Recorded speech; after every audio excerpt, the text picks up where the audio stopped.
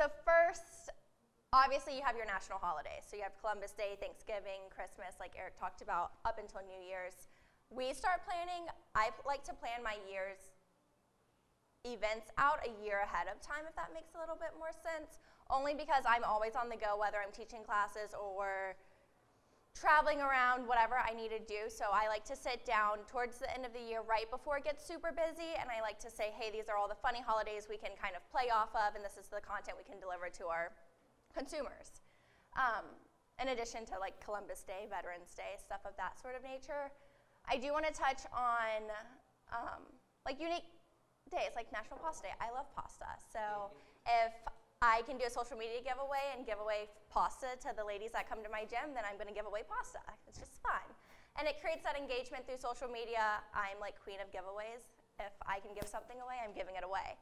And then doing follow trains and stuff of that sort of nature. I'm in Fort Worth, so I just created this giveaway basket to where you follow one business and then it goes to the next business. So having that business community really helps because you're able to tap into their followers as well as your own followers. Trends. So do any of you guys know what a Visco girl is? So I used Visco in college and in high school, and then all of a sudden one of our clients came in the other day and she was like, oh my gosh, I have to buy these scrunchies. My daughter's a Visco girl. And I was like, it's like a photo editing app. Like, why is it a thing nowadays? It's pretty much the basic white girl trend. Now it's just called Visco. Over a photo app.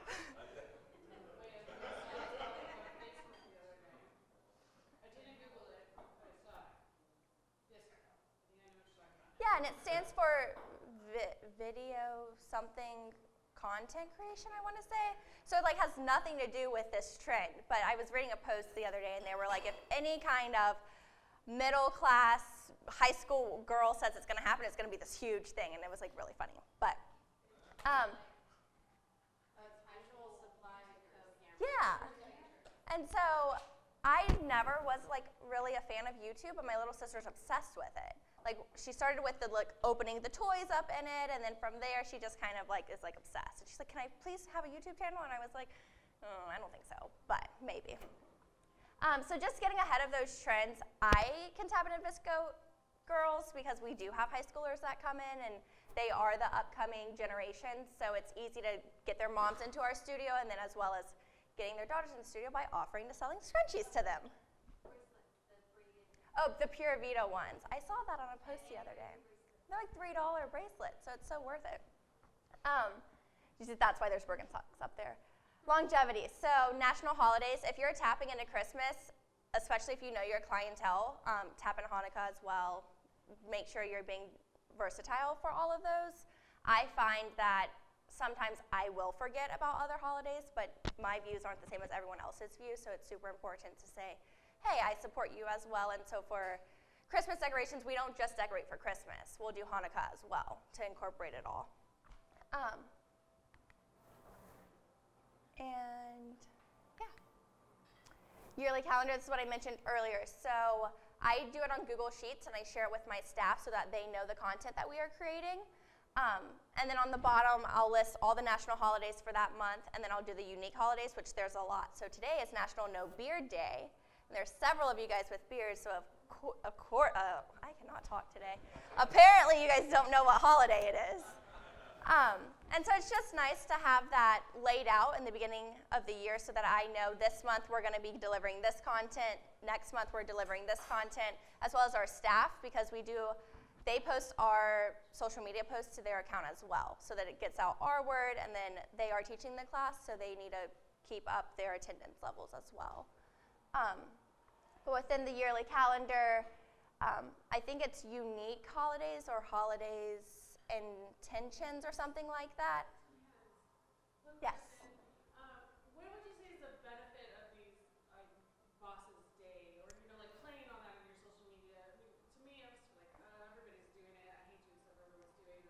Or, what is the benefit of doing that? I'm just like you. I do not like to follow the trends whatsoever. I'm either going to be ahead of it, or I just don't like to touch on it at all. I think National Bosses Day is nice if someone does recognize you as their boss, to promote that kind of stuff.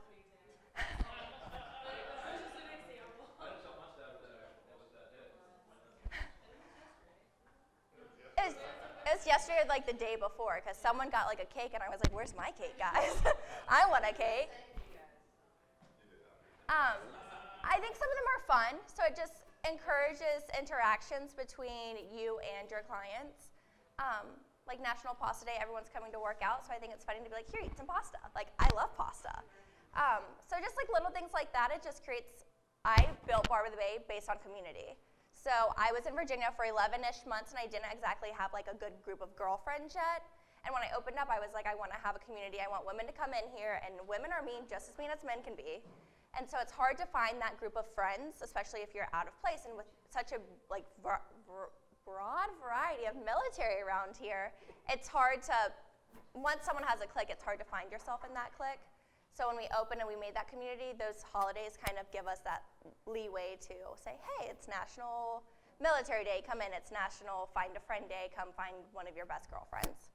And so, did I answer your question? Yes. Perfect. So just like Eric was saying earlier with holidays, you plan ahead of time. I was on Facebook the other day, and I think one of the posts was like, they want me to have Halloween in a turkey costume while wrapping my presents in red and green paper. And it's just all kind of combined, and sometimes it's very overwhelming at one point to think about, oh, I have to deliver this content in October, then this in November, and then this again in December. And so planning that all ahead, all of our social media posts were scheduled in August.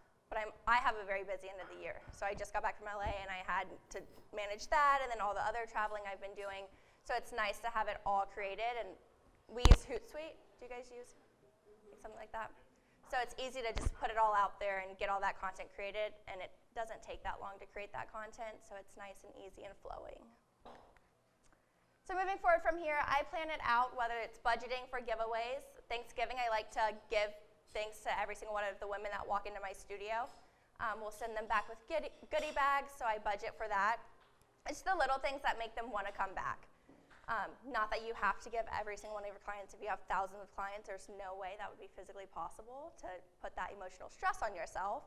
It's just little things, whether it's a sticker or a $5 gift card somewhere, just little things like that. So we've budgeted that in June. And then from there, we did our holiday party, like you said. And one of the main things is we would try to bring people to Bar by the Bay to create with one another and like brainstorm. But instead, this time, we're going to bring it outside, and we're going to go to a restaurant, even though it may be stuffy.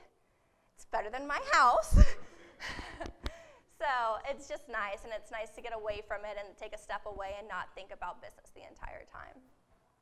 And then deliver the content. So whatever content that you are creating at the time, make sure you're delivering it in a positive and unique manner, trying not to go with the trends that everyone else is doing at the time. Like right now, Visco Girl is popular, but I was selling scrunchies 3 months ago, so I like to say that I was ahead of that trend. So it's just little things like that. Try to be ahead of the game. If you see something coming out and you're like, oh, I don't know if it's going to take off or it's going to be super popular, I'd go for it, and then you would be ahead of the trend at that point. Not everyone is doing the same thing at the same time, and it sets you away? Apart, thank you. Sets you apart from everyone else. So, yeah, and that's pretty much what I do. The end.